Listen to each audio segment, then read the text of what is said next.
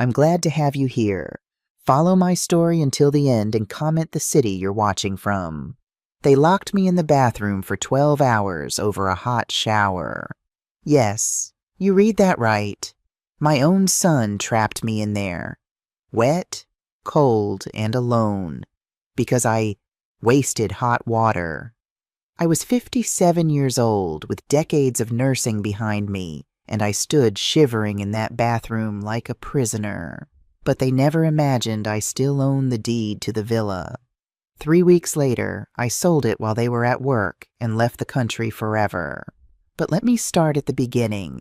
The hospital room was dim except for the steady green line tracing Juan's heartbeat on the monitor.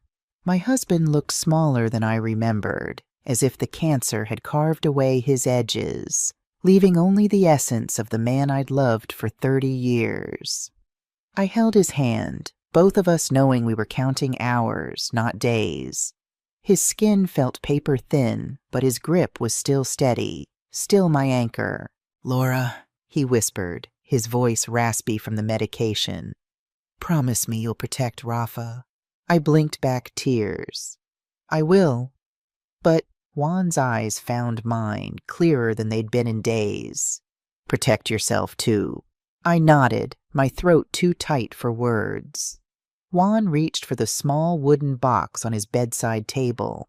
His hands trembled as he opened it, revealing his silver watch and a delicate locket I'd never seen before. "The watch is for Raphael when he graduates medical school," he said. "And this," he lifted the locket, "is for you." I took it, fingers shaking. Inside was a photo of Juan in his white doctor's coat on one side, and on the other Raphael at 5 years old, his eyes wide with wonder as he held his father's stethoscope. "This is our promise," I whispered, clasping it around my neck. "He'll never feel alone." Juan gave a faint smile, but his eyes conveyed something deeper, something I wouldn't understand until years later. He slipped an envelope from beneath his pillow and pressed it into my hands. "Don't open this now," he said. "Save it for when you most need guidance. When something breaks." I tucked it into my purse without question, not realizing it would be years before I'd read those words. The machines flatlined 3 days later. I didn't scream or collapse. I simply held on to the locket and a promise I didn't yet realize would cost me everything. On the day we buried Juan, the sky was an impossible blue, too beautiful for grief. Raphael, just 10 years old, stood beside me at the grave, his small hand clutching mine so tightly it hurt. "Will we be okay, Mom?" he asked, his voice small against the enormity of our loss. I knelt beside him, eye to eye. "We'll always have each other," I promised. "And that's all we need." He nodded, tears streaming down his cheeks. I wiped them away and held him close, breathing in the scent of his hair. In that moment, I would have given anything to shield him from pain. I just never imagined I'd need someone to shield me from him. The first years after Juan's death passed in a blur of double shifts and empty apartments. I picked up every nursing assignment I could. Nights, weekends, holidays. The other nurses called me St. Laura. They didn't see me crying in my car before shifts or falling asleep mid-dinner. Saints don't sleep. Saints don't eat right. Saints smile through exhaustion and come home to silent rooms. I'd slip into Raphael's bedroom at sunrise after night shifts, kiss his forehead, and leave a lunch with a note tucked inside. Little jokes, stick figure drawings, always signed with "Love you to the moon and back." We lived on coupons and bargain groceries. I patched the same pair of nursing shoes twice. I wore Juan's winter coat for years. The sleeves too long, but the weight comforting, like he was still holding me. Raphael grew tall and brilliant, just like his father. He excelled in science, won competitions, earned early college credits. I praised him like he was sunlight. I protected him like he was glass. "Mom, I got accepted to pre-med," he announced one evening, waving the acceptance letter. He was 17, tall and lanky, with Juan's eyes and smile. My heart swelled with pride and pain. "Just like your dad?" I whispered, brushing his hair from his eyes. "You'll wear the white coat, too." "I couldn't have done it without you," he said, hugging me tightly. Those words would echo in my mind years later when he forgot who made his success possible. I saved every penny for his medical school, birthday tips, tax refunds, overtime pay. I skipped doctor's appointments to afford his textbooks, postponed fixing the leaky roof to pay for his lab fees. "Mom, you need to take care of yourself, too," Raphael would say occasionally, noticing my exhaustion. I'd smile and wave away his concern. "I'm fine. Your education comes first." What I didn't tell him was how I'd started rationing my blood pressure medication to save money, or how I'd stand in grocery stores, calculating if I could afford both dinner and his application fees. The villa by the lemon tree was my one indulgence, the dream home Juan and I had always wanted. When I finally had enough saved, I bought it in secret, planning to surprise Raphael when he finished medical school. The lemon tree in the backyard was Juan's legacy. He'd always wanted one, said it would remind us that life could be both sweet and bitter at once. "One day," I whispered to the small tree after planting it, "our family will sit in its shade." I didn't know then that the shade would only witness my tears. The night Raphael passed his medical boards, I finally showed him the villa. His eyes widened as we pulled into the driveway. "Mom, what is this place?" "It's ours," I said simply. "I've been saving since Dad died." He walked through each room in stunned silence, touching the walls, opening windows. When he reached the backyard and saw the lemon tree now flourishing, he stopped. "Dad always wanted one of these," he whispered. "I know," I said, standing beside him. "He's still with us, in ways that matter." Raphael hugged me fiercely then, tears in his eyes. "I'll make you both proud," he promised. I believed him with every fiber of my being, and for a while he made good on that promise. He worked hard, showed compassion to patients, called me daily to check in. Then he met Gabriella, and everything changed. Gabriella Fletcher swept into Raphael's life like a summer storm, beautiful, intense, and leaving everything slightly rearranged in her wake. She was a pharmaceutical sales representative who met Raphael during his residency, all polished smiles and designer clothes. The first time he brought her to dinner at the villa, I noticed how her eyes scanned every corner, assessing rather than admiring. "What a quaint little place," she said, running her finger along the bookshelf. "It has character." I smiled politely. "Thank you. It's home." Raphael squeezed her hand. "Mom bought it herself. Worked extra shifts for years to save up." "How resourceful," Gabriella replied, her smile not quite reaching her eyes. During dinner, she spoke about her travels, her career goals, the new luxury condo development where she lived. I noticed Raphael watching her with fascination, nodding at everything she said. "And your family, Gabriella?" I asked, passing her the salad. "Where are they from?" A shadow crossed her face. "My parents divorced when I was 12. Dad remarried and moved to Phoenix. Mom struggles to make ends meet in Cleveland." Her tone was casual, but I caught the tightness in her jaw. "I learned early that you have to create your own security in this world." Later, as I cleared the dishes, I overheard them on the patio. "Your mom seems sweet," Gabriella said. "But this house, don't you want something more modern? Something that reflects your success?" Raphael's response was too quiet to hear, but the seed had been planted. They were engaged 3 months later. The ring was larger than anything I would have chosen for myself, diamonds catching light from every angle. "We're thinking a spring wedding," Raphael announced over Sunday dinner. "Something elegant at the Bayshore Hotel." I calculated quickly. The Bayshore's wedding packages started at $30,000. That's quite an expense, I said carefully. We deserve the best, Mom, Raphael replied, as Gabriella beamed beside him. I've worked hard to get here. I bit my tongue against the words that rose unbidden. We worked hard. Instead, I smiled and raised my glass. To your happiness. The wedding planning consumed the next 6 months.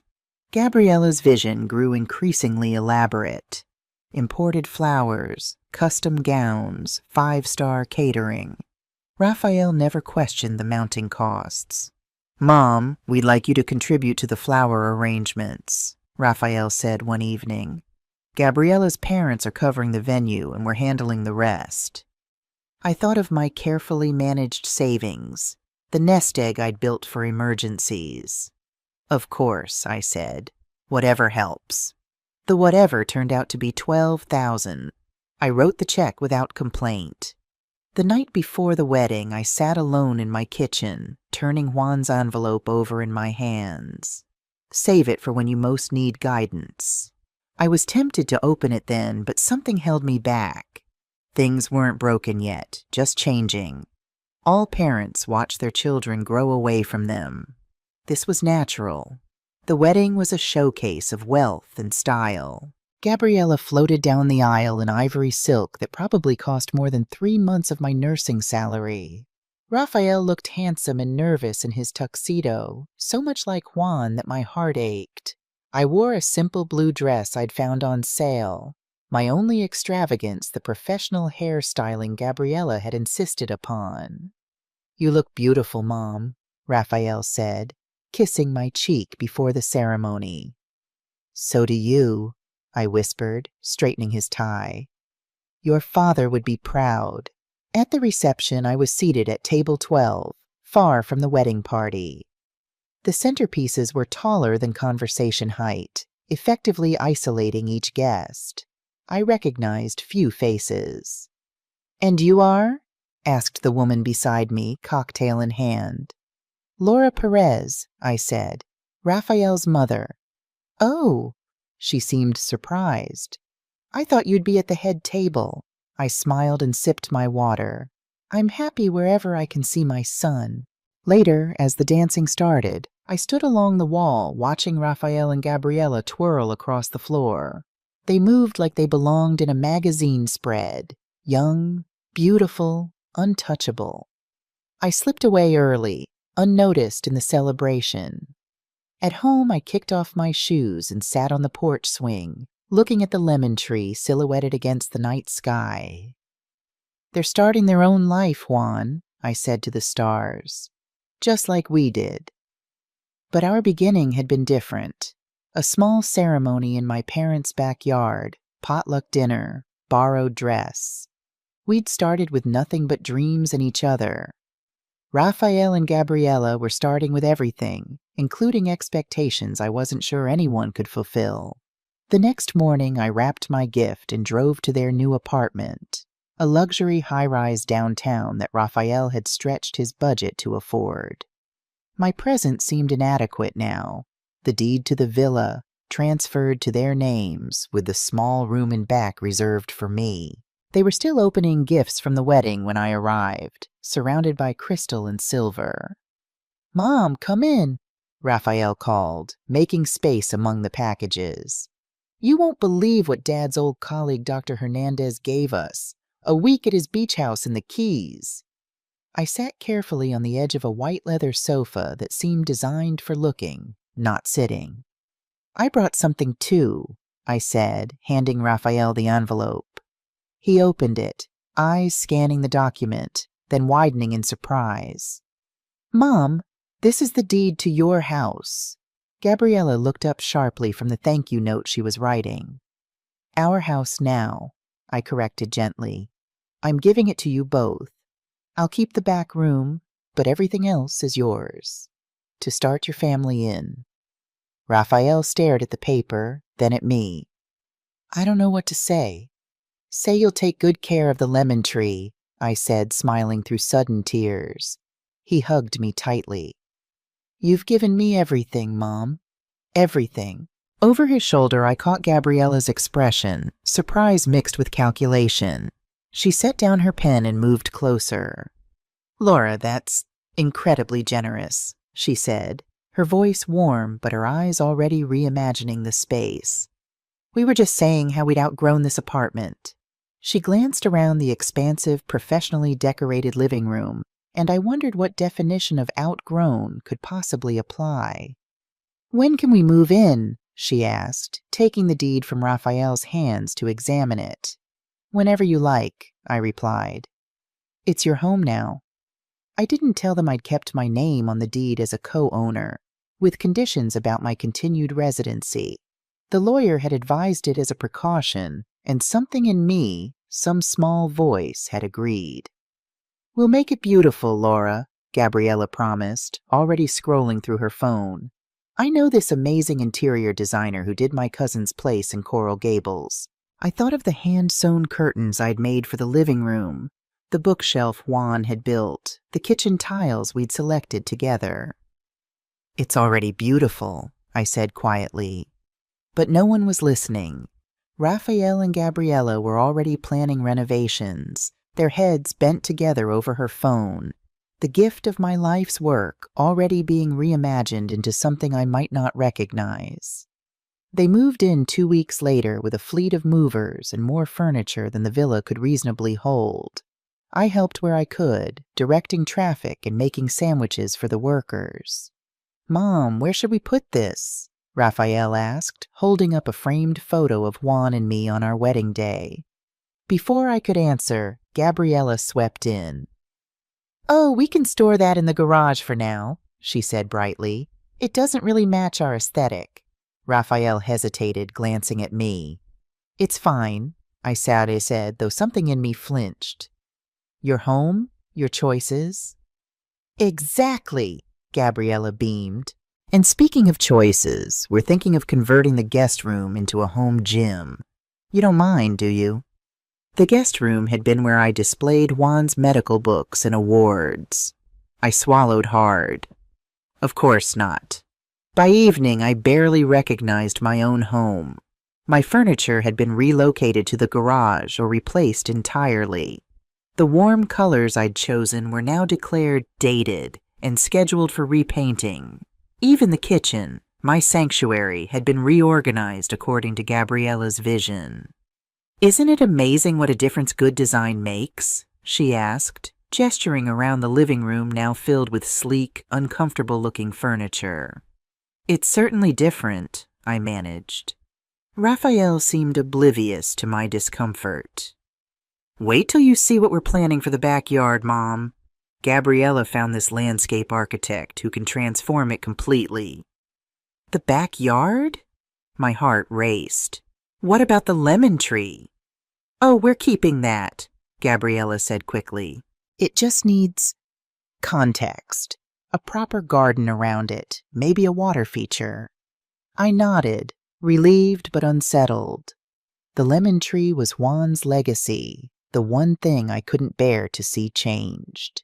That night in my small back room, now the only space that still felt like mine, I sat on the edge of the bed and held Juan's watch. I'd planned to give it to Raphael on his first day as a full-fledged doctor, but somehow the moment had never felt right. "Our boy is changing, Juan," I whispered to the empty room. Or maybe I just never saw this side of him before. The first few weeks established a pattern. I would wake early, make coffee, and sit on the porch watching the sunrise. By the time Raphael and Gabriella emerged, I'd have retreated to my room or left for errands. We existed in parallel, occasionally intersecting at dinner or on weekends. Then came the first restriction. I was baking bread one Saturday morning, kneading dough the way my mother had taught me. The kitchen filled with the yeasty scent of rising dough, when Gabriella appeared in yoga pants and a tight frown. "Laura," she said, her voice deliberately casual, "Raphael and I were thinking it might be good to establish some kitchen schedules. You know, so we're not all tripping over each other." I wiped flour from my hands. "Schedules?" "Nothing formal," she assured me. "Just Maybe you could use the kitchen before 7 a.m. or after 9 p.m. We're both working from home more often, and conference calls in the dining room get a bit difficult with cooking noises. I glanced at the clock. 10:30 a.m. And right now? Well, we have brunch with friends in an hour, and I was hoping to make my special mimosas. She gestured at my baking project spread across the counter. I see. I began cleaning up, though the bread was only half prepared.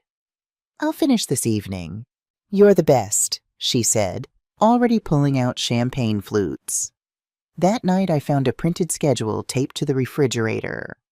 Kitchen usage guidelines.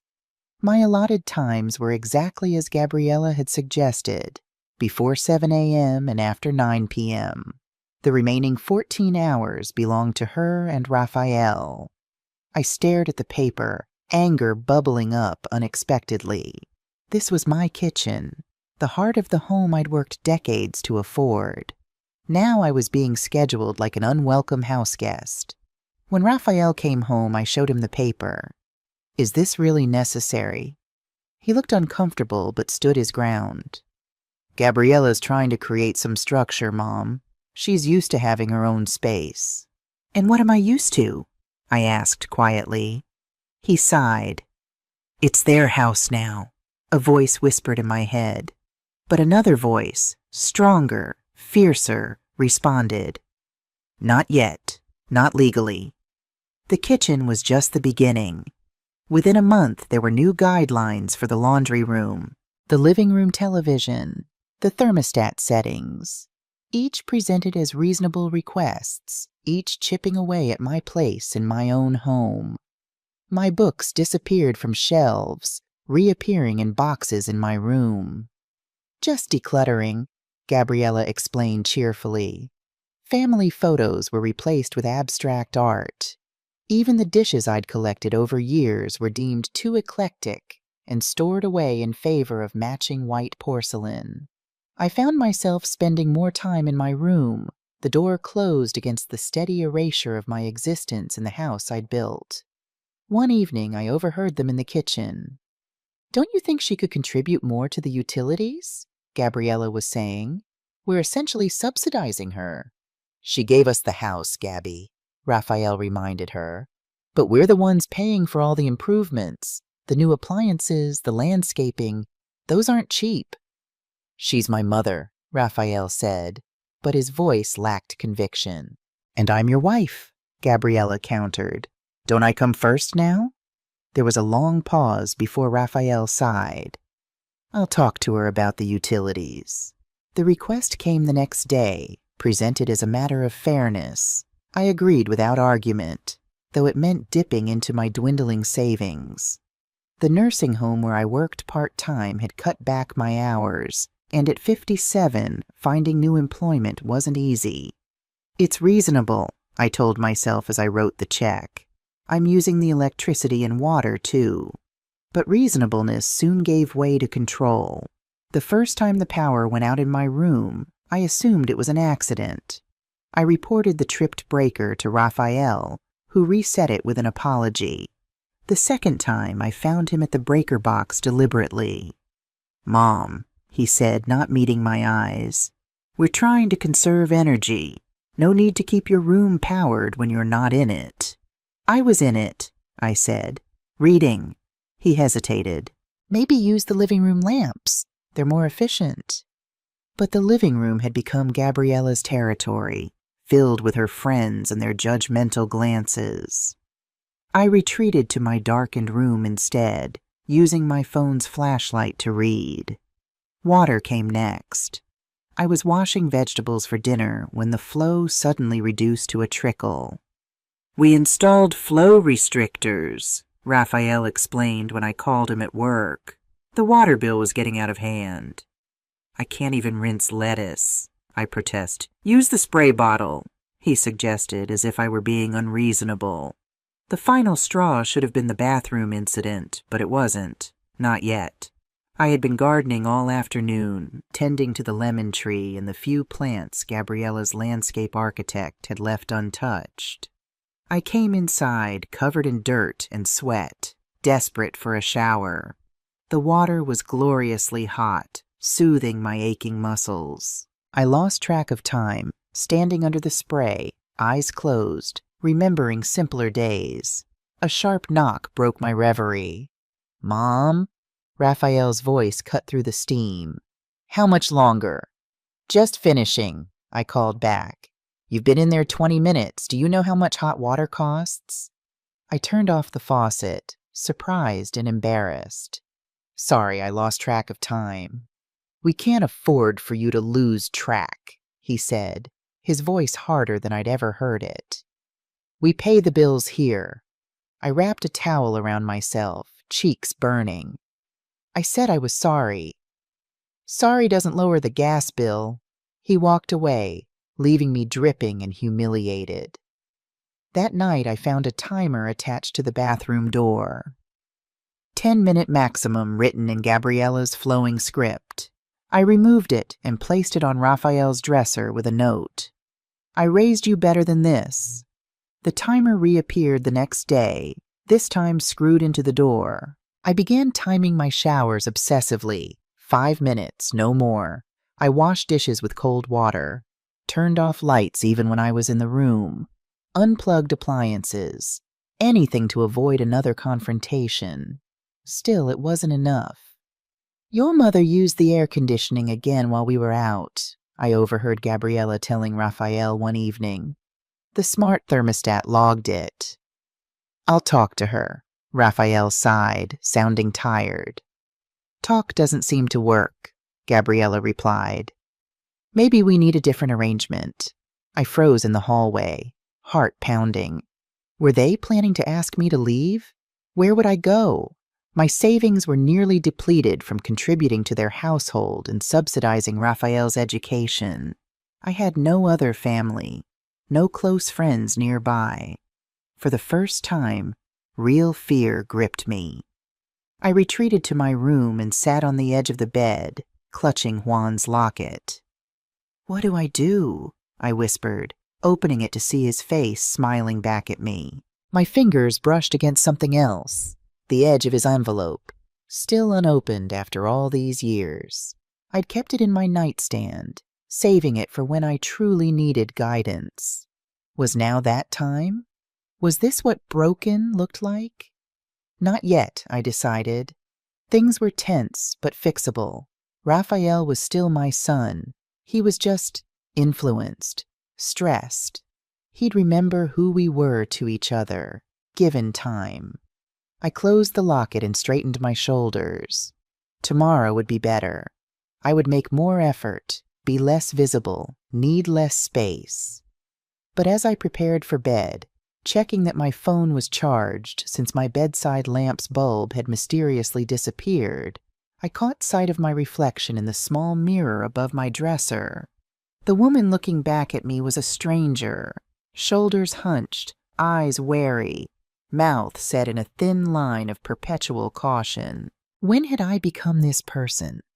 This shadow slipping through hallways, counting minutes in the shower, apologizing for existence. "This isn't me," I whispered to my reflection. "This isn't the woman Juan loved. This isn't the mother Raphael respected." Something shifted inside me then. Not anger, not yet. Just awareness. A quiet recognition that something fundamental had changed in my relationship with my son, and perhaps it couldn't be unchanged. I didn't know then that in just 3 days, everything would shatter completely.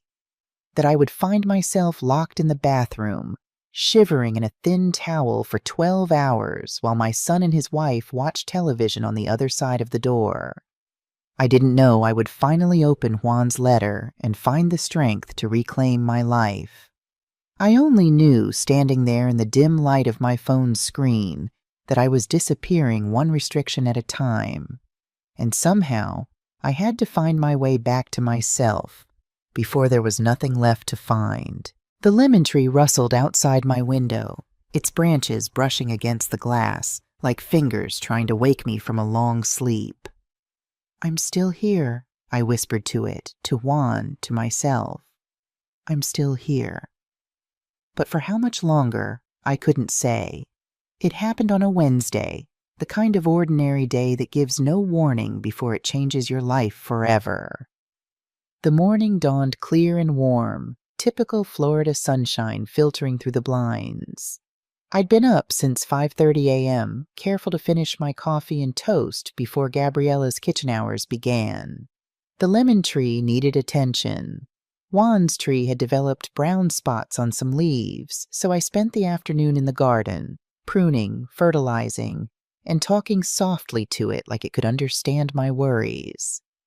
"We're going to be fine," I whispered, patting the trunk the way Juan used to. "We always find a way." By evening, my joints ached from kneeling in the soil.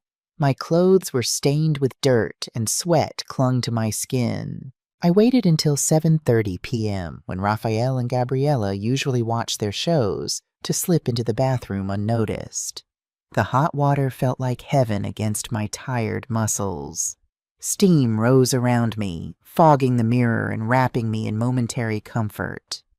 I closed my eyes, letting the spray wash away the day's tension, forgetting, just for a moment, to count the minutes. That's when the banging started. 3 sharp knocks that cut through the steam like a knife. "Mom, how much longer?" Raphael's voice had an edge I rarely heard. I turned down the water. "Just finishing up, honey." "You've been in there 20 minutes. Had it been that long?" I quickly shut off the faucet.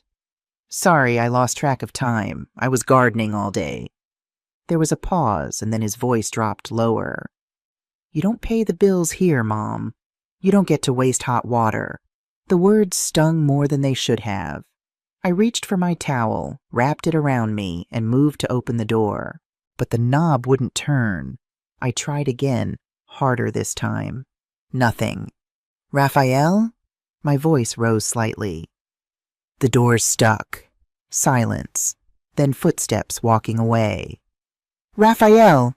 I called louder, a flutter of panic rising in my chest. "I can't open the door." No response. I pressed my ear against the wood. From the living room came the unmistakable sound of the television volume increasing. I could make out Gabriella's laugh, light and carefree. They had locked me in. At first, I thought it must be a misunderstanding. Raphael would realize the door wasn't opening and come back. Any minute now. I sat on the closed toilet lid, towel pulled tight around my shoulders. The bathroom air was cooling rapidly as the steam dissipated. Goosebumps rose on my arms. 5 minutes passed. 10. 20. I knocked again, louder this time. "Raphael, please! The door is locked!" The television volume rose higher in response. Reality dawned slowly, then all at once. This was deliberate. My son had locked me in the bathroom and was ignoring my calls for help. "This isn't happening," I whispered to myself. But the cold tile beneath my bare feet said otherwise. I tried everything. Credit cards to slide between the door and frame, bobby pins in the small emergency hole, even attempting to remove the hinges with the tweezers from my makeup bag. Nothing worked. This wasn't a simple privacy lock, but a deadbolt installed from the outside.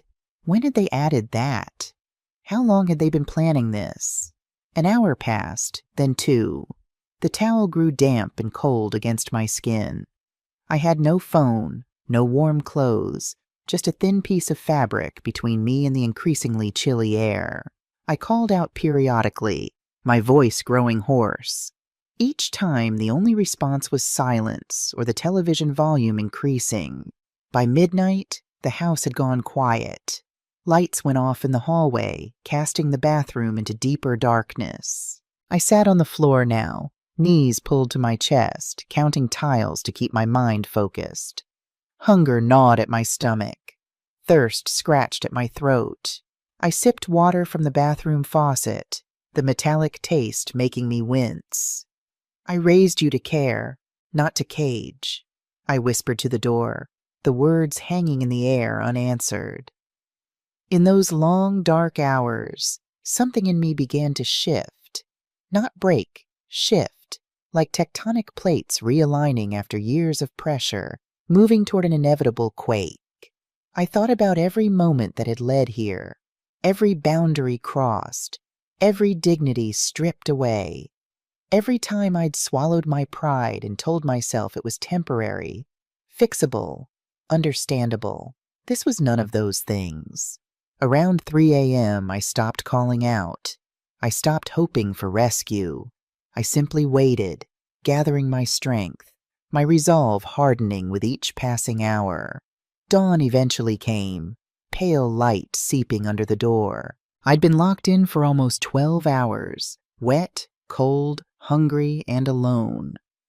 When the lock finally turned, I was standing, towel wrapped around me like armor. Raphael appeared in the doorway, hair tousled from sleep, not meeting my eyes. "Don't waste water again," he muttered, then turned and walked away. I stepped into the hallway on stiff legs, dignity intact despite everything. And I said nothing. No scream, no plea, no question, just silence. Because something inside me had indeed broken overnight, but not in the way they expected. What broke wasn't my spirit, but the chains of denial that had kept me blind. And something else had just begun. I moved through that day like a ghost, performing the routines expected of me. I made coffee, avoided the kitchen during Gabriella's hours, nodded politely when spoken to. Raphael and Gabriella seemed to consider the matter closed. No apologies, no acknowledgement of what they'd done. Just breakfast as usual, work conversations, plans for weekend brunches with friends. In the afternoon, I sat on the edge of my bed, staring at the small box where I kept Juan's envelope. My fingers trembled slightly as I lifted the flap, breaking the seal after all these years. His handwriting hit me first. Strong, confident strokes I hadn't seen since his illness weakened his grip. I traced the letters with my fingertip before reading. My beloved Laura, if you're reading this, then something has broken. Maybe in the world, maybe inside you, maybe both.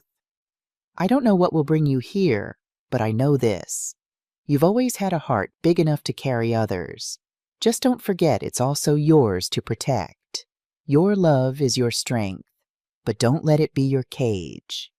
Raphael will grow into his own man, make his own choices. Some may hurt you.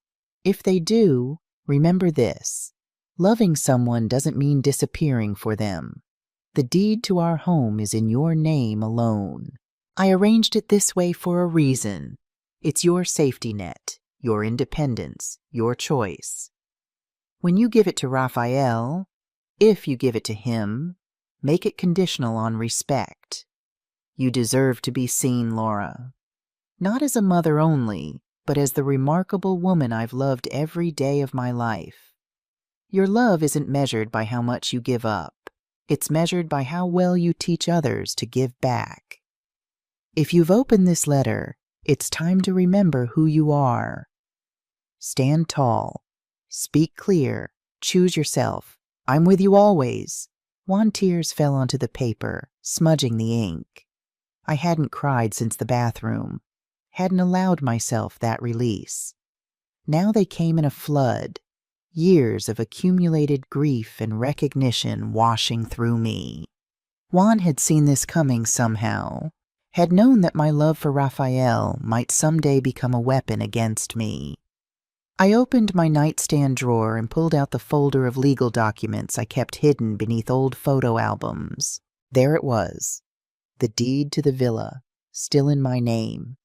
I had never fully transferred ownership to Raphael, only created a living agreement that allowed them residence while I maintained ownership. The lawyer had advised this arrangement as protection for my retirement years. At the time, it had seemed unnecessarily cautious. Now it felt like a lifeline.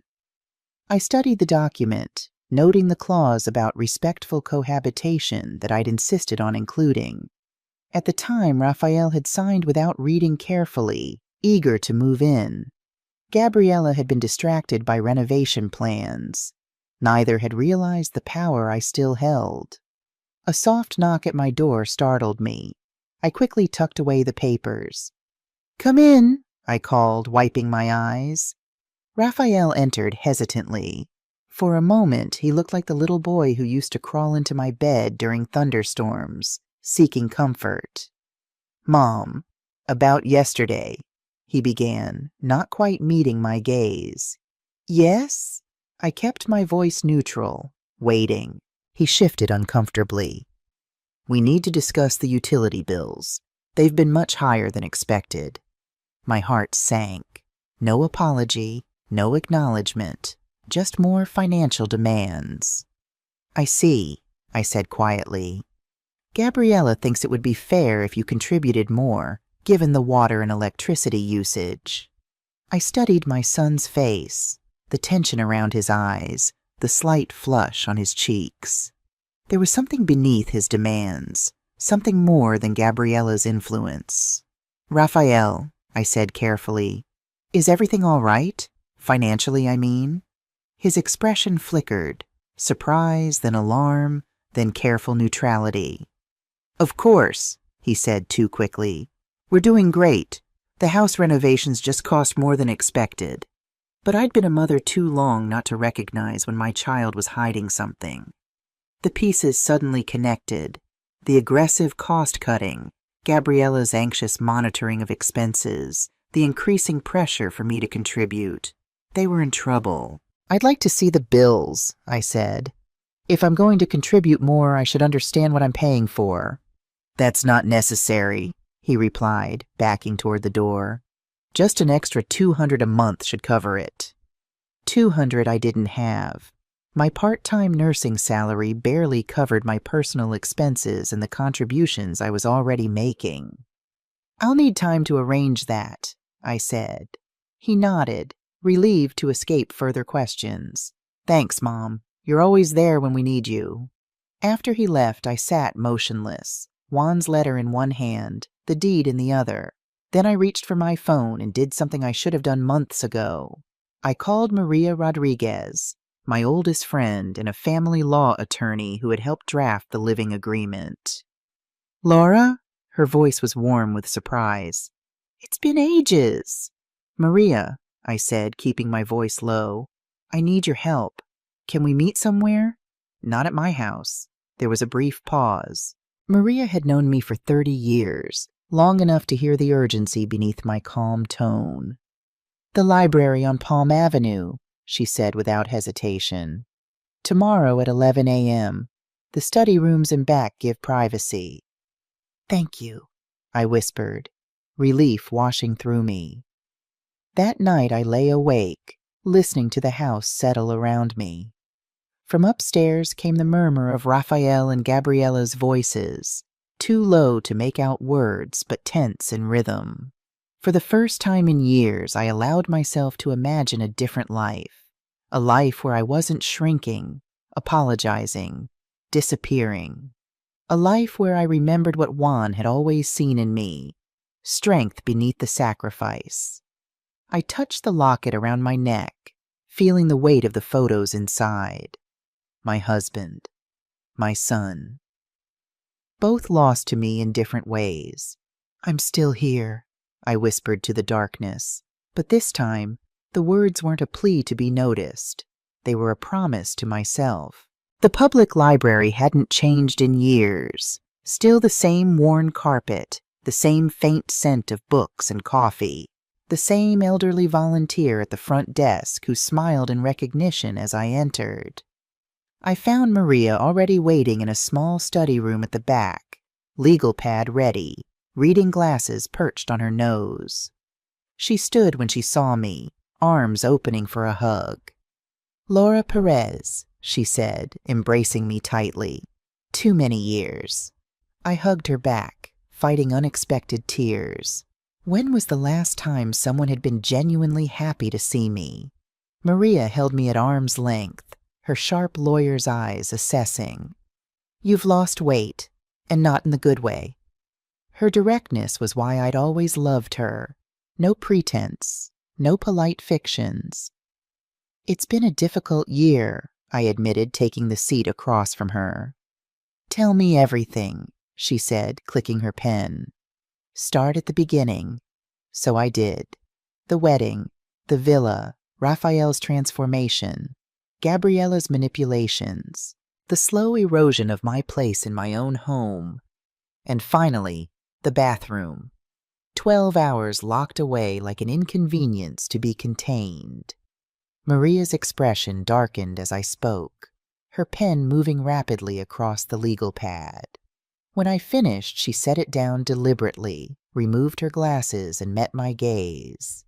That's abuse, Laura. Elder abuse, legally speaking. The word landed like a stone. Abuse. I'd never allowed myself to frame it that way.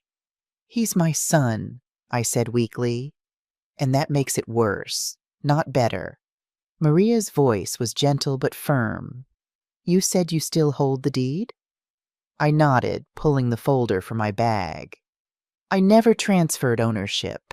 We have a living arrangement agreement that allows them residence while I maintain ownership.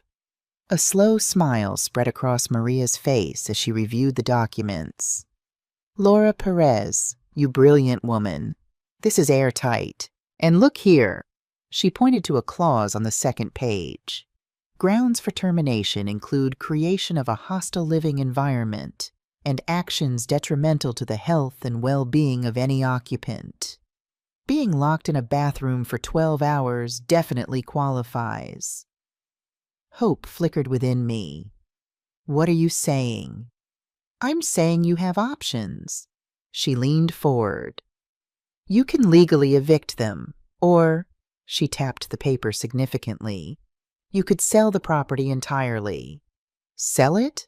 The thought had never occurred to me. The villa was our family home, the place I'd worked decades to afford, the ground where Juan's lemon tree grew. Maria watched my face. Just consider it. You deserve peace, Laura, and financial security. She helped me draft a formal letter documenting the bathroom incident and other concerning behaviors, to be kept as evidence if needed.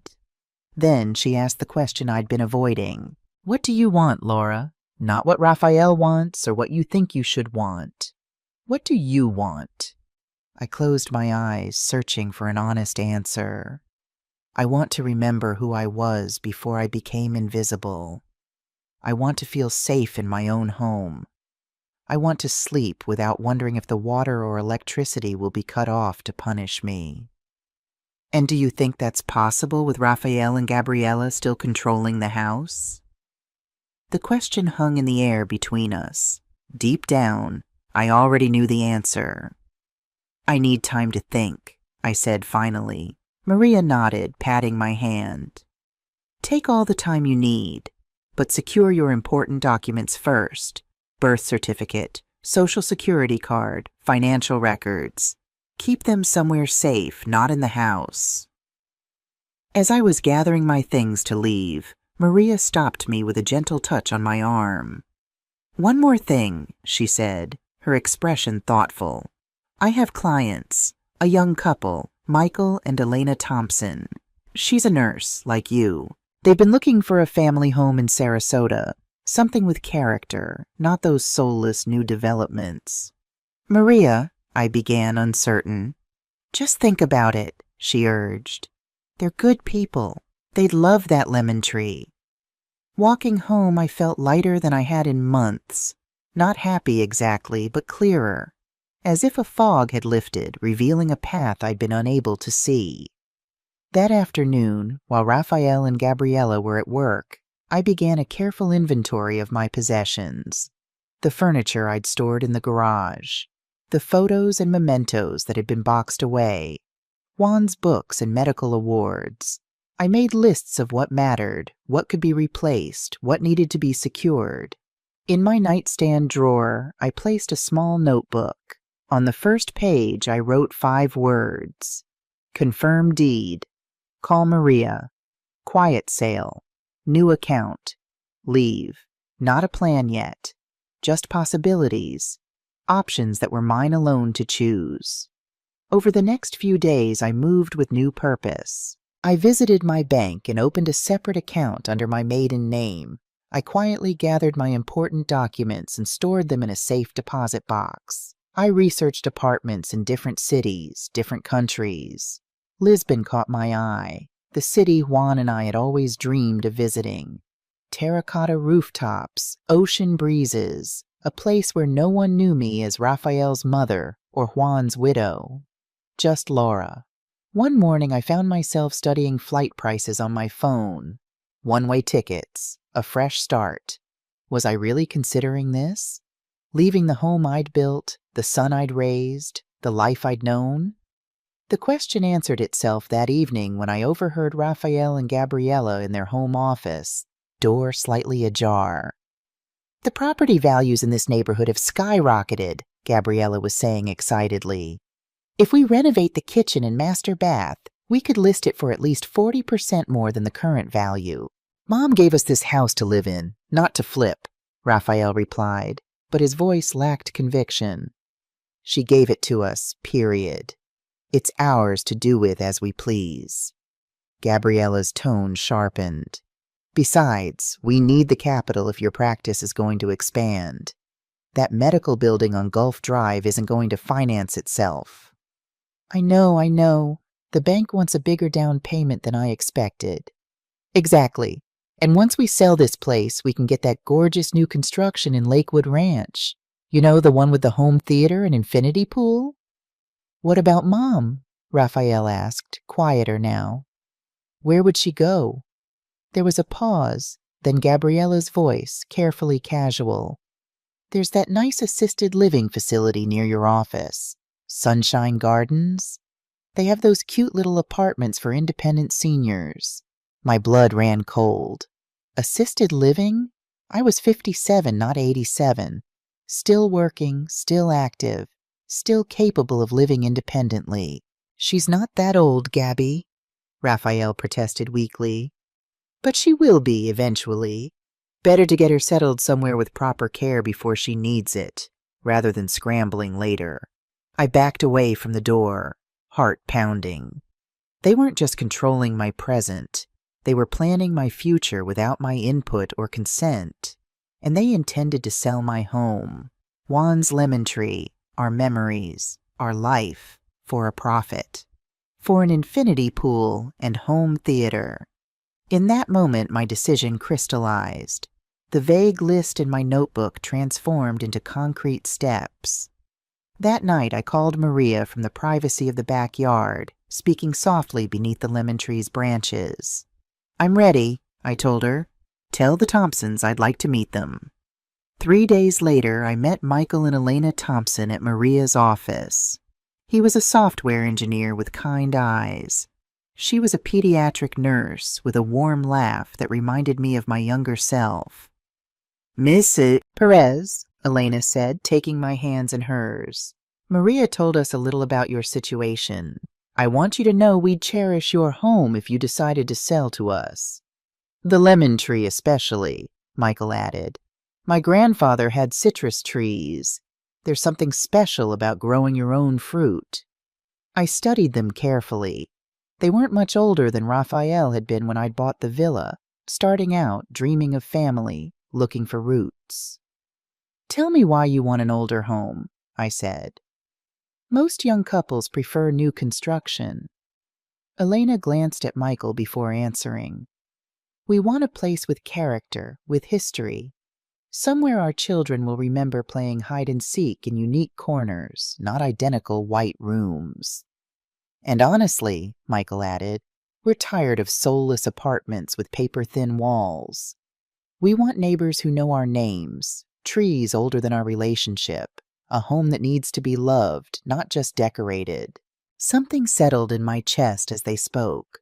A recognition, a rightness. This was what I'd wanted for Raphael once. A home in the true sense, not a status symbol or investment property. "I haven't decided yet," I said carefully. "But if I do sell, I'd like it to be to people who will love it." Maria outlined the process.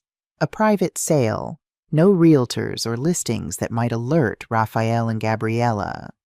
The Thompsons would arrange financing. We would agree on a fair market price, and the closing could happen within 3 weeks. "And where will you go, Mrs. Perez?" Elena asked gently. I hesitated before answering, the dream still too fragile to share widely. "Somewhere new, somewhere I can remember who I am." Walking home, I felt strangely calm. Not happy, there was too much grief for happiness, but purposeful, clear-eyed.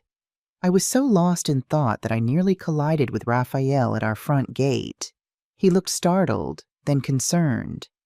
"Mom, where have you been? I tried calling." I showed him my silenced phone. "Library. I must have missed your calls. Is everything okay?" His expression softened. "Actually, I wanted to talk to you. Gabriella and I were thinking we should have a family dinner tonight. It's been a while since we really spent time together." Warning bells rang faintly, but I smiled. "That sounds lovely." "Great! Gabriella's making her famous risotto. 7 o'clock? I nodded, watching him bound up the steps with renewed energy. Something had shifted in his demeanor, less tense, more the son I remembered. For a fleeting moment, I allowed myself to hope. Perhaps they'd reflected on their behavior. Perhaps tonight would mark a new beginning, a reconciliation that would render my secret plans unnecessary. How desperately I wanted to be wrong about them. The dinner table was set beautifully when I emerged from my room that evening. Gabriella's expensive dinnerware, candles, even fresh flowers in the center. "This is lovely," I said, genuinely surprised. Gabriella beamed, looking more relaxed than I'd seen her in months. "We thought it was time for a proper family meal. Raphael, open the wine, will you?" The risotto was delicious, the conversation surprisingly easy. We talked about neutral topics, a movie Raphael had enjoyed, a patient's recovery, the unseasonably warm weather. No mention of utilities or schedules or contributions. Halfway through dinner, Raphael cleared his throat. "Mom, we've been thinking about the future." My fork paused midway to my mouth. "Oh?" "Yes," Gabriella interjected smoothly. "We realize things have been tense lately, and we want to make it right." Raphael nodded earnestly. "This house has so much potential. We've been discussing some renovations that would make everyone more comfortable." "Renovations?" I repeated carefully. "Nothing drastic," Gabriella assured me. "Just updating the kitchen, expanding the master suite, maybe converting that small room you're in now into a proper guest suite for you." My small room, the only space that remained mine. Now they wanted to improve it too? "We could add a private entrance," Raphael continued enthusiastically. "Give you more independence. Or make it easier to separate me from the main house," I thought. "And the best part," Gabriella added, leaning forward conspiratorially, "once the renovations are complete, the property value will increase significantly. It's a smart investment for all of us." There it was. Not reconciliation. Preparation. They were laying groundwork for their plan to sell, trying to secure my cooperation. "That sounds thorough," I said neutrally. "How would these renovations be financed?" A quick glance passed between them. "Well," Raphael said, "we've been pre-approved for a home equity loan, with the house as collateral." My house, my collateral, my heart sank. "Of course," Gabriella added quickly. "We'd need you to sign some paperwork. Just formalities, really." "What kind of paperwork?" I asked, though I already knew. Raphael shifted uncomfortably. "Just updating the deed. The bank needs it to be solely in our names for the loan approval." And there it was, the true purpose of this warm family dinner. They needed my signature to take full ownership, to leverage my life's work for their ambitions. "I see," I said quietly. "It's really the best solution for everyone," Gabriella continued, misinterpreting my silence as consideration. "You'll have a beautiful updated space, and eventually When you're ready for something simpler, the increased equity means we could help you find the perfect retirement arrangement. Retirement arrangement, like the nice assisted living facility she'd mentioned to Raphael. This is a lot to think about, I said, folding my napkin deliberately. I'll need time to consider it. Alarm flashed across Gabriella's face. The loan officer is expecting us Monday. There's really not much to consider, Laura. It's just paperwork. Nevertheless, I said, standing slowly, I'll need the weekend to review everything. If you'll excuse me, I'm feeling rather tired. Raphael rose halfway. Mom, good night, I said firmly. Thank you for dinner. In my room, I leaned against the closed door, heart racing. They were accelerating their plans. Monday was just 4 days away, which meant I needed to accelerate mine as well. With shaking hands, I pulled out my notebook and pen. I crossed out my tentative timeline and wrote a new one. Tomorrow, finalize sale with Thompson's. Friday, transfer funds to new account. Saturday, book one-way ticket to Lisbon. Sunday, pack essentials only. Monday morning, leave before they wake. It wasn't how I'd wanted this to end. I'd held out hope, however faint, that Raphael would remember who we'd been to each other, that he'd recognize what he was becoming and step back from the edge. But tonight had confirmed what I'd feared. My son was gone, replaced by someone I no longer recognized. Someone willing to manipulate, isolate, and control his own mother for financial gain. I touched the locket around my neck, opening it to see Juan's face smiling back at me. I'm sorry, I whispered.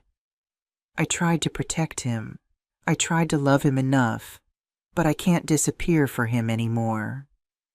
Outside my window, the lemon tree's leaves rustled in the night breeze, as if in agreement. Tomorrow would mark the beginning of the end, and perhaps, if I was brave enough, the start of something new. In the darkness of my small room, I made a final promise to myself. No more cages, not even gilded ones built by my own child. It was time to fly.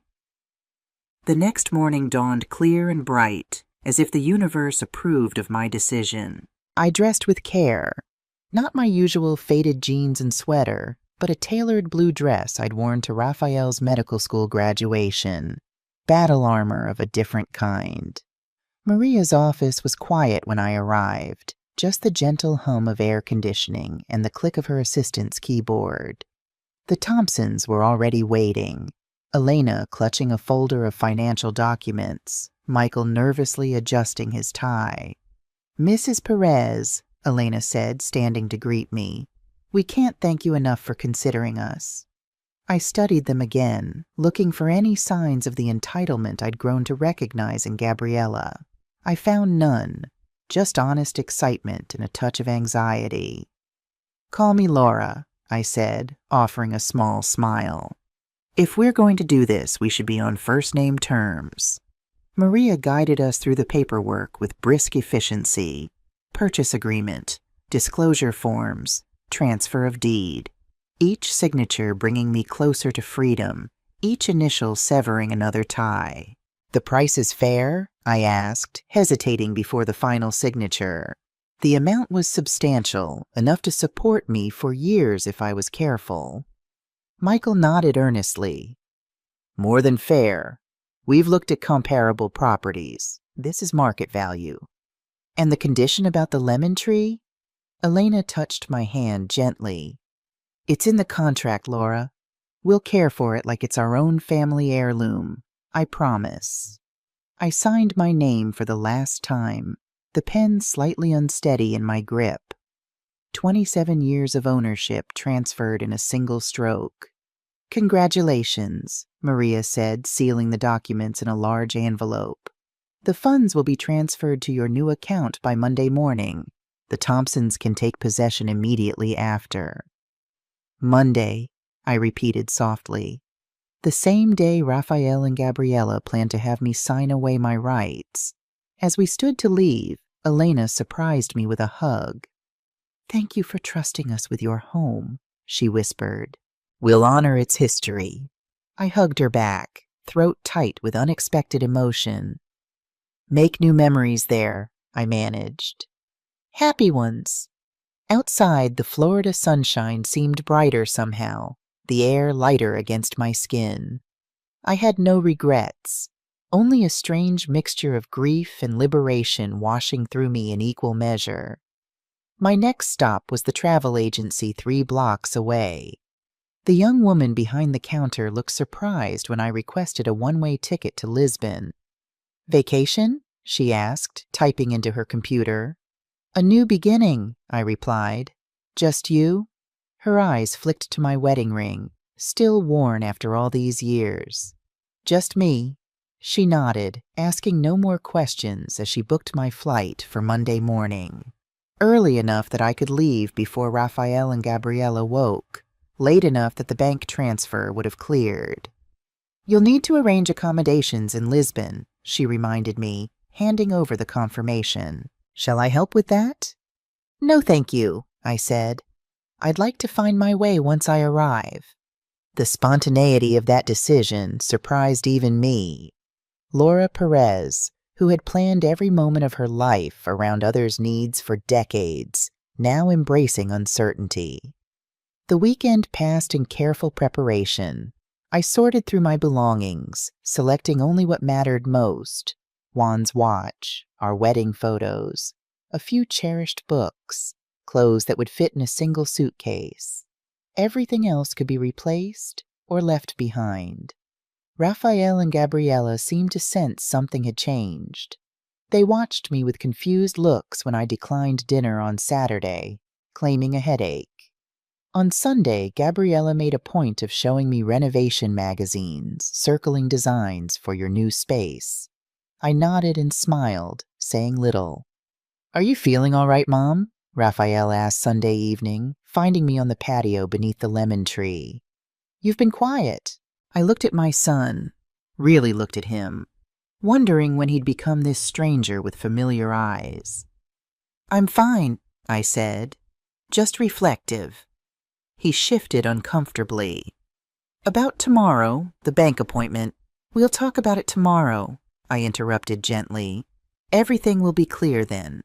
He seemed relieved, mistaking my calmness for acquiescence. He kissed my cheek before heading inside, the first affectionate gesture in months. I remained outside as darkness fell, saying goodbye to the lemon tree, to the home I'd loved, to the life I was choosing to leave. My fingers traced the rough bark one last time. "He planted you," I whispered, "but I tended you. You'll grow without me now." That night, I barely slept. I checked and rechecked my travel documents, the small bag I'd packed, the letter I'd written explaining my decision. Not apologizing, explaining. There was a difference. I placed the letter in an envelope with Juan's watch. Raphael should have it, despite everything.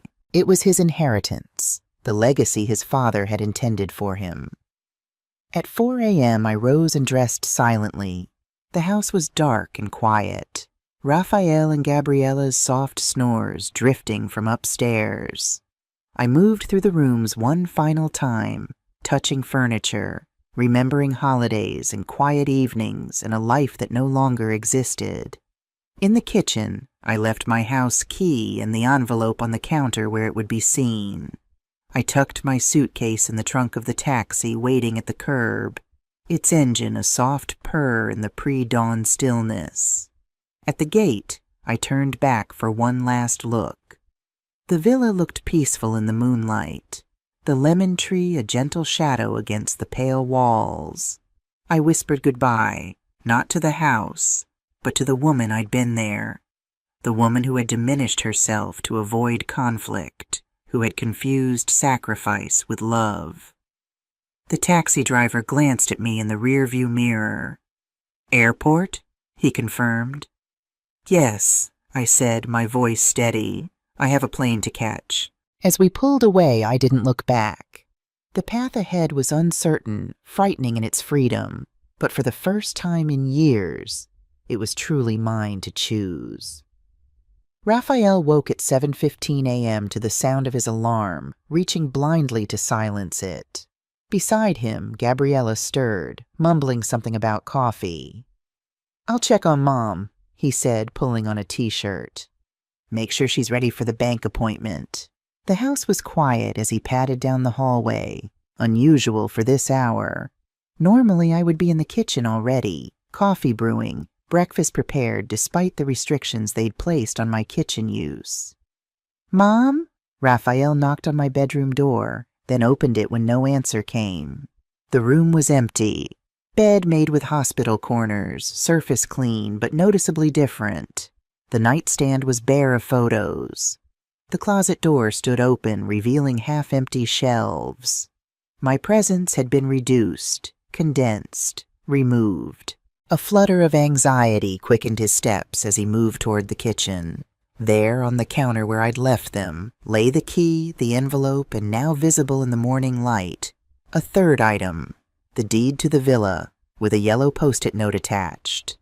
"The house has been sold. New owners arrive today. Please be out by noon." Raphael stared at the paper, uncomprehending. Sold? How could it be sold? The house was theirs, or would be after I signed the transfer papers today. With shaking hands, he tore open the envelope, finding my letter and Juan's watch inside. "Raphael, by the time you read this, I will be gone. Not just from the house, but from the country. I've sold the villa to a young couple who will cherish it as I once did. As you once did, before it became just another asset to leverage. The choice to leave wasn't made lightly or quickly. It built slowly, with every restriction, every criticism, every dignity stripped away. It crystallized the night you locked me in the bathroom for 12 hours over hot water, water I had paid for, in a house I still owned. Your father left you his watch to mark the kind of man he believed you would become. I've kept it safe all these years, waiting for that man to emerge. I still believe he exists somewhere inside you, beneath Gabriella's influence and your own ambition. I won't tell you where I've gone. I need space to remember who I am beyond being your mother. Perhaps someday, when you remember who you are beyond being Gabriella's husband, we might find each other again. The lemon tree was your father's legacy. Please ask the new owners to let you visit it occasionally. It might remind you of what matters. I loved you enough to give you everything. I love myself enough to leave. Mom." Raphael sank onto a kitchen stool, the watch heavy in his palm, the deed and its implications heavier in his mind. "What's wrong?" Gabriella appeared in the doorway, silk robe tied loosely around her waist. "Where's your mother?" Wordlessly, he handed her the deed with its post-it note. Her face drained of color as she read it, then flushed red with anger. "This is a joke," she snapped. "She can't sell the house. It's ours. We live here." "Apparently it was never ours," Raphael said quietly, the full weight of my letter settling into him. "The deed was always in her name. She only gave us the right to live here." "That's ridiculous. She gave us the house as a wedding present. Everyone knows that." "Did you ever actually see the transfer documents?" Gabriella's silence was answer enough. "Call her," she demanded, pacing the kitchen. "Make her stop this nonsense." Raphael tried. My phone went straight to voicemail. He tried Maria's office next, only to be told calmly that the sale was legal, final, and irrevocable. "The new owners will be arriving at noon," the receptionist informed him. "Rodriguez suggests you use the remaining time to pack your essentials." As if summoned by the conversation, a car pulled into the driveway. The Thompsons emerged, faces nervous but determined as they approached the front door. Raphael opened it before they could knock. "There's been a mistake," he began. Michael looked uncomfortable but stood his ground. "No mistake, Dr. Perez. We purchased this house from Laura Perez. We have all the legal documentation." He held up a folder similar to the one I had signed 3 days earlier. "This is our home," Gabriella interjected, pushing past Raphael. "We've lived here for years." "As tenants," Elena said gently. "According to the paperwork, your mother maintained ownership. She had every legal right to sell." "Where is she?" Raphael demanded. "Where did she go?" The couple exchanged glances. "We don't know," Michael answered honestly. "She didn't share her plans with us." The next few hours passed in a blur of panic and disbelief. Raphael and Gabriella called lawyers who confirmed what they didn't want to hear. The sale was legitimate. They called friends who offered temporary accommodations but couldn't hide their shock at the situation. They called my former colleagues at the nursing home who claimed no knowledge of my whereabouts but couldn't quite hide their satisfaction at my actions. Word spread quickly through the neighborhood. By afternoon, curious neighbors had gathered at their windows and porches, watching the spectacle unfold. Raphael and Gabriella hastily loading suitcases into their cars, the Thompsons patiently waiting on the front steps, a moving truck arriving with the young couple's possessions. "Did you know about this, Maria?" Raphael demanded of my neighbor, who had lived beside us for 15 years. The older woman crossed her arms. "I suspected something was wrong when I stopped seeing your mother outside. She used to garden every day. Then suddenly nothing, like she was a prisoner in her own home." "That's not true," Gabriella protested. "She chose to stay in her room." Maria's eyebrows rose. "Did she? Or was she hiding from you too?" By sunset, Raphael and Gabriella had relocated to a hotel, their carefully curated life suddenly uprooted. The bank called to rescind the loan pre-approval. Colleagues at the hospital began to whisper. The story, or versions of it, spread rapidly through their social circles. "Did you hear? Rafael Perez locked his mother in the bathroom overnight. I heard they were trying to commit her to a home and take her property. My nurse friend says Laura was paying for everything while they controlled the thermostat." The professional consequences came swiftly. Patients began canceling appointments, uncomfortable with the rumors. Fellow doctors grew distant. The hospital administration called Raphael in for a discussion about ethics and elder care. Gabriella faced her own fallout. The pharmaceutical company she represented placed her on leave pending an investigation into character concerns. Her carefully cultivated social media presence, once filled with influencer partnerships and aspirational content, became a target for criticism. The strain revealed cracks in their marriage that had been papered over with ambition and acquisition. They argued constantly about me, about money, about who was to blame. "You pushed too hard," Raphael accused during one particularly bitter fight. "She would never have left if you hadn't treated her like a burden." "Me?" Gabriella laughed coldly. "Who locked her in the bathroom, Raphael? That was all you. I never forced you to be cruel to your own mother." 3 weeks after my departure, Gabriella packed her bags. "This isn't what I signed up for," she told Raphael, standing in their hotel room surrounded by the meager possessions they'd managed to take from the villa. "I married a successful doctor with a beautiful home and bright future. Not," she gestured around the generic room, "this. So you're leaving? Now? When everything's falling apart?" Her smile was sad but determined. "That's exactly when people like me leave, Raphael. I told you the day we met. I create my own security in this world. This situation isn't secure." She kissed his cheek one last time. "Your mother was right about one thing. You need to figure out who you are beyond being my husband. Good luck with that." After she left, Raphael sat alone on the hotel bed, turning his father's watch over in his hands. The weight of it seemed to grow heavier with each rotation, laden with expectation and disappointment. He thought back to the bathroom door, to the sound of my voice calling his name, to the deliberate choice he'd made to turn up the television instead. When had he become someone who could do that? When had ambition and convenience overridden basic decency? The watch ticked steadily in his palm. He fastened it around his wrist, the first time he'd worn it since receiving it. The band was loose, the face scratched at the edges. A working doctor's watch, not a status symbol. That night, Raphael drove back to the villa.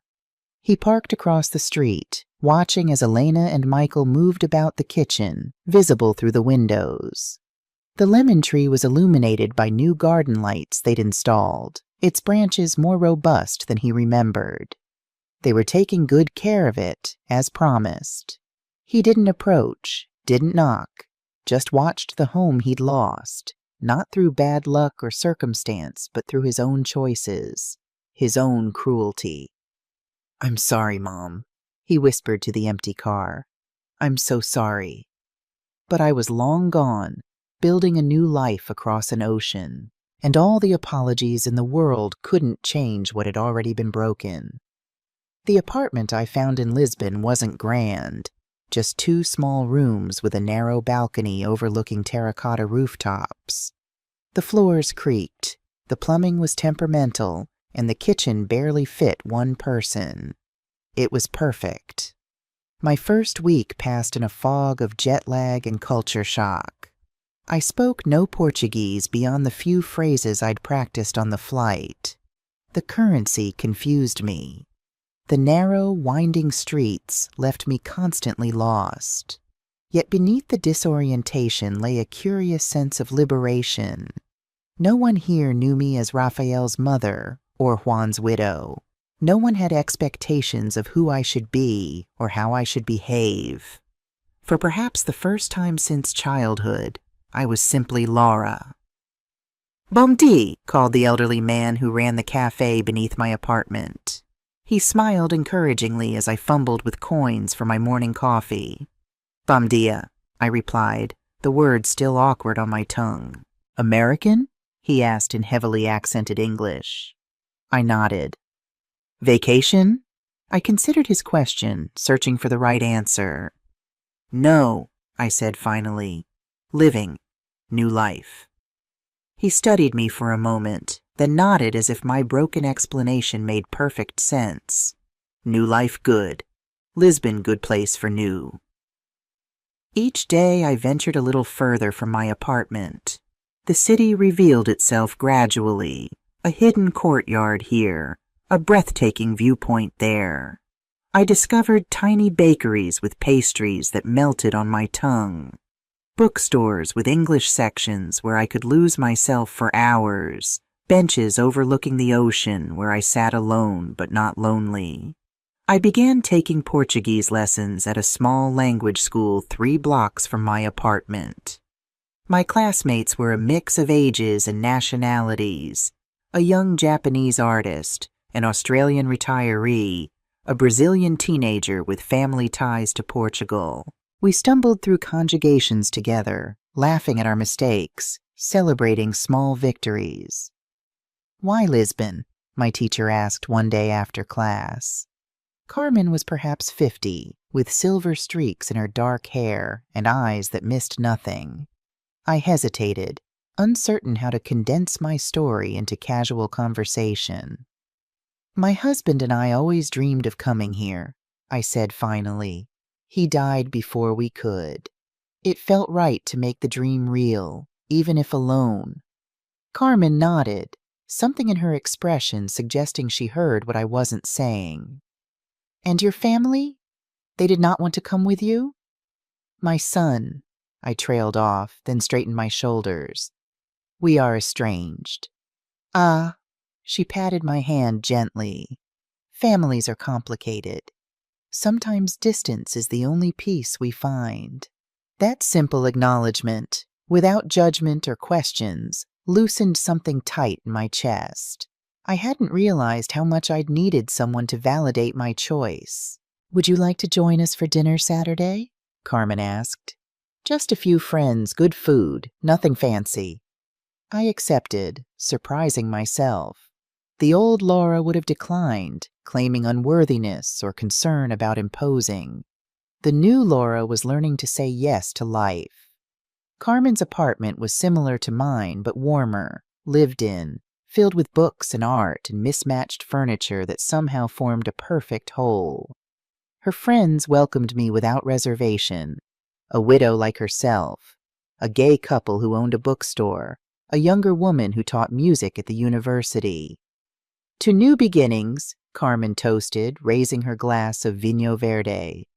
New beginnings, we echoed. The conversation flowed easily, slipping between English and Portuguese, touching on politics, books, local gossip. No one asked intrusive questions about my past. No one made me feel like an outsider. By the evening's end, I had invitations to a concert, a book club, and a walking tour of hidden Lisbon gardens. "Thank you," I told Carmen as I was leaving. "I've been alone since I arrived. I didn't realize how much I needed this." She embraced me, European-style kisses on both cheeks. "You are alone but not lonely now, Sim? There is a difference." Walking home under star-scattered skies, I felt something I hadn't experienced in years. Possibility. The future stretched before me, unwritten and mine to shape. The weeks became months. I found part-time work at an international medical clinic, using my nursing skills to help English-speaking patients navigate the Portuguese healthcare system. The routine gave structure to my days, the work itself a familiar comfort amid so much newness. I began collecting small joys. A perfect espresso at my corner cafe, sunset viewed from my balcony, successfully conducting an entire transaction in Portuguese, the satisfaction of helping a frightened American tourist understand her prescription. Each night, I wrote in the journal I'd started on the plane, not focused on the past or Raphael, but on rediscovery. What foods did Laura like? What music made Laura smile? What dreams did Laura still harbor? I was 57, not 87. There was time yet for a second act. The locket remained around my neck, Juan and Raphael's photos still inside. Some pain runs too deep for complete excision. But I no longer opened it daily, no longer needed the tangible reminder of what I'd lost to understand what I'd gained. One bright autumn morning, I stood on my small balcony, coffee warming my hands, watching the city wake below. A neighbor across the alley called a greeting, which I returned with growing confidence in my improving Portuguese. My phone buzzed with a text from Carmen, confirming our plans to visit a weekend market. My calendar showed a book club meeting that evening, a language class tomorrow, a concert next week. A life. My life. I touched the locket briefly, a habit not yet broken. "I'm doing okay, Juan," I whispered to the breeze. "I think you'd be proud." The ocean glimmered in the distance, vast and boundless as the future I was slowly, carefully building. Not without pain. There were still nights I woke reaching for a family no longer there, days when grief ambushed me without warning. But increasingly there was joy, simple, unadorned joy in existence. In autonomy. In the discovery that Laura Perez was worth knowing, all on her own. Later that day, sorting through a drawer, I found the small envelope containing Juan's letter, the one I'd opened the night after the bathroom incident. I read it again, his words still a balm after all these months. Your love isn't measured by how much you give up. It's measured by how well you teach others to give back. I hadn't succeeded in teaching Raphael that lesson. Perhaps I never would. But I was finally learning it myself, and that would have to be enough. 1 year to the day after my arrival in Lisbon, I woke to gentle rain against my windows. The apartment looked different now. Bookshelves I'd built myself lined one wall. Photographs of my new friends brightened another. Potted herbs thrived on the balcony. And in the largest pot, barely visible above the soil, a tiny lemon seedling stretched toward the light. I hadn't planned to grow one. The seeds had been an impulsive purchase from a garden stall in the market, the planting an experiment I didn't expect to succeed. Yet here it was, Juan's legacy continuing an ocean away from its origins. I dressed with care in a blue dress I'd bought to celebrate my 58th birthday, adding a silver necklace Carmen had given me. The locket still hung beside my bed, but I no longer wore it daily. Progress of a sort. My phone chimed with birthday wishes from my Lisbon friends and a reminder about the celebration dinner planned for that evening. As I scrolled through the messages, an unfamiliar email address caught my eye. rperez@gmail.com. My heart stuttered. I hadn't heard from Raphael since leaving. Had deliberately maintained that silence, needing the distance to heal. I hesitated before opening it, steeling myself for accusations or manipulation. Instead, I found something entirely unexpected. Dear Mom, it's been a year. I don't know if you'll read this or if this email still reaches you. I don't know if you care to hear from me at all. I wouldn't blame you if you didn't. I want to say I'm sorry, but those words seem inadequate for what happened. How does one apologize for locking their mother in a bathroom? For treating the woman who sacrificed everything like she was nothing? There aren't words big enough for that kind of regret. You should know that Gabriella left shortly after you did. Our marriage couldn't survive the truth you forced us to face. I've been living alone, working through what happened, trying to understand how I became someone who could treat you that way. I've been seeing a therapist. She's helping me recognize patterns I didn't want to acknowledge. How I blamed you for Dad's death. How I resented your sacrifices because they made me feel indebted. How I let Gabriella push you away because it was easier than facing my own guilt. None of this excuses what we did to you. Nothing could. Michael and Elena Thompson are good people. They've let me visit Dad's lemon tree occasionally. It's thriving under their care.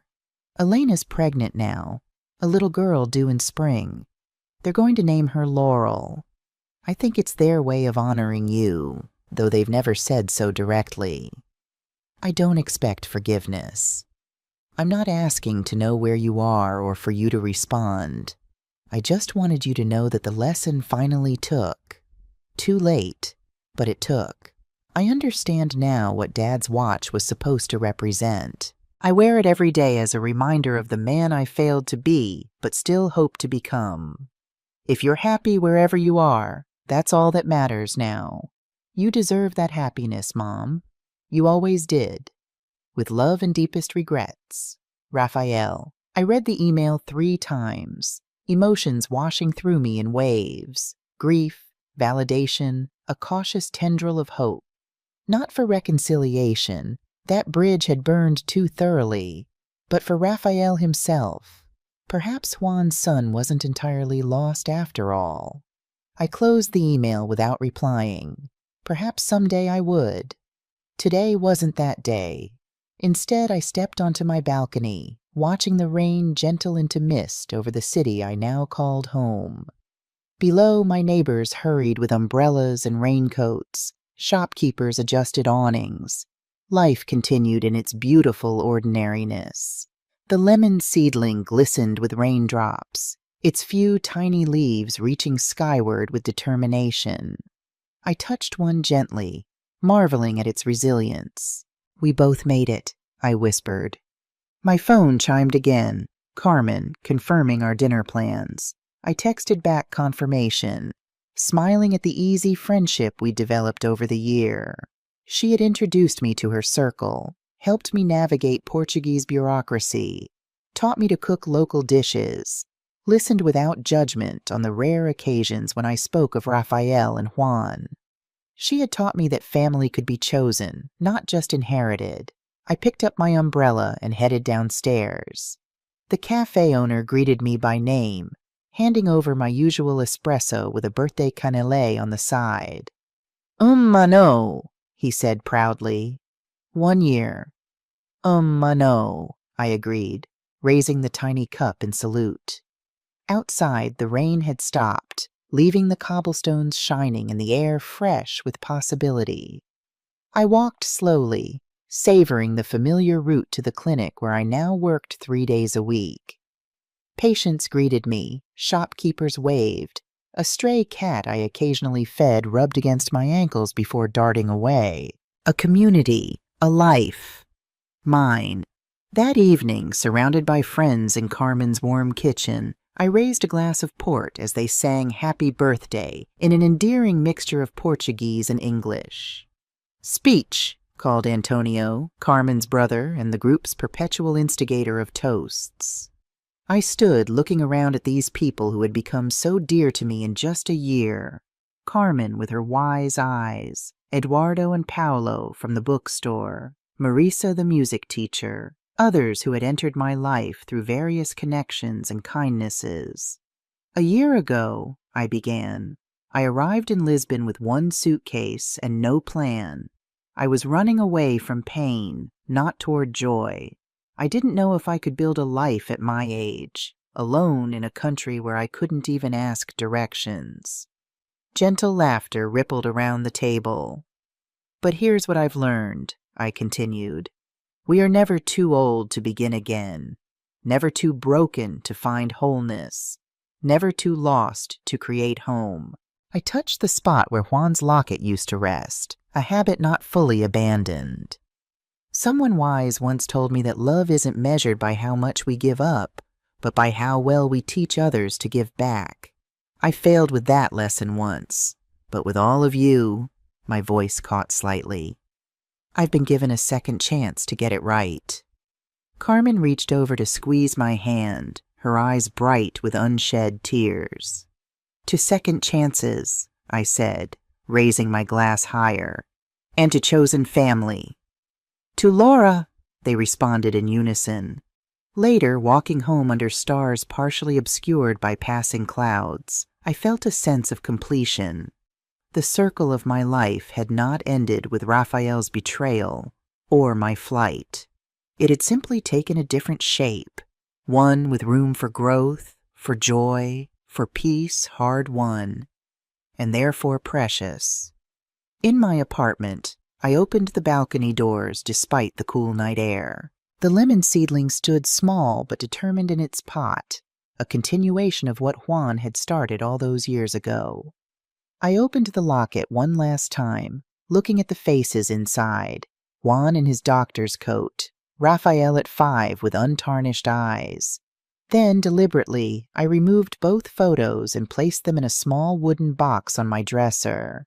Into the empty locket, I placed something new, a tiny photo Carmen had taken of me last month, standing on a viewpoint overlooking the city, arms outstretched, face tilted toward the sun, freedom embodied.